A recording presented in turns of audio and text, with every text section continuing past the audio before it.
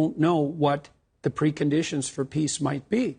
But I do know that naive notions that the Russians are going to lose somehow, or that we're going to win, I just don't understand. I don't understand that. Well, what do you mean we're going to win? What are we going to win here exactly?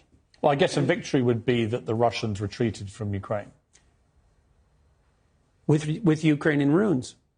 Right. Well, okay, fine. That's a hell of a victory. Like, I think Putin could manage that, because I think he could tell his people, and I think they might buy it. It's like, we accomplished our objective. We devastated Ukraine, and we kept it out of the hands of the West. And that's not great.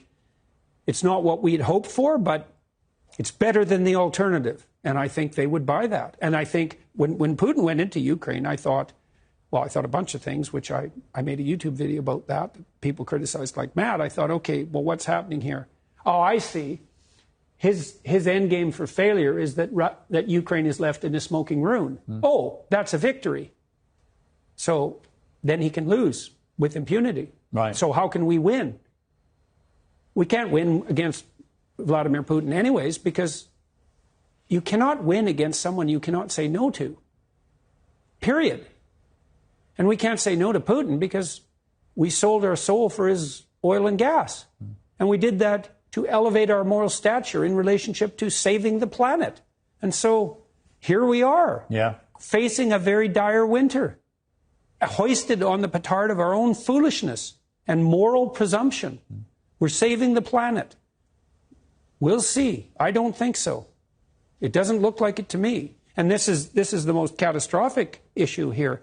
Assuming that we're facing an environmental crisis of planetary proportions, which is not something I buy, by the way, assuming we are, well, then I would imagine that you would put in place measures that would ameliorate that problem instead of exacerbating it. But all the measures you're putting in place are actually making the environmental problem worse.